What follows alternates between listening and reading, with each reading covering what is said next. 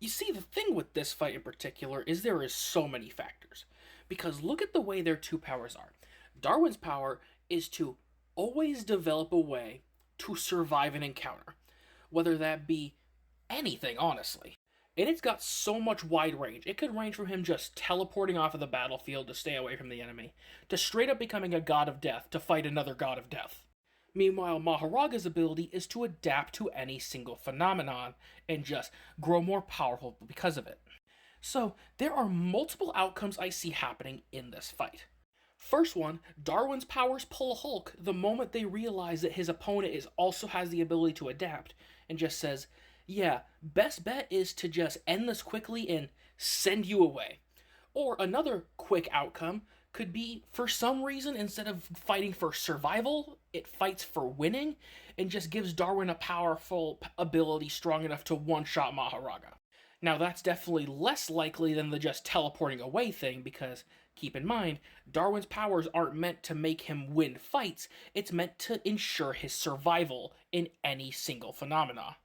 Meanwhile, another altercation that could happen could be an extremely long and drawn out battle, where Mahoraga is on the offensive, and every single attack he throws, Darwin will adapt to it, and then go back to normal after that attack type stops working from Mahoraga and he decides to adapt. Basically, it'll be an endless game of back and forth. Mahoraga throws an attack or a new attack, Darwin's body adapts to survive it, Mahoraga adapts to that, thinking that's going to be his new state of being, and then it just keeps going back and forth, where Mahoraga will endlessly keep growing stronger overall because Mahoraga's adaptations seem to be permanent in a sense. Meanwhile, Darwin is going to have to keep dealing with harder and harder things to adapt to, because keep in mind, Mahoraga, after a few adaptations, was able to adapt to Gojo's Infinity and give his arm blade the ability to cut through it. Sure, it took a few adaptations, a few spins of his little wheel to be able to do that, but it still shows that it was possible.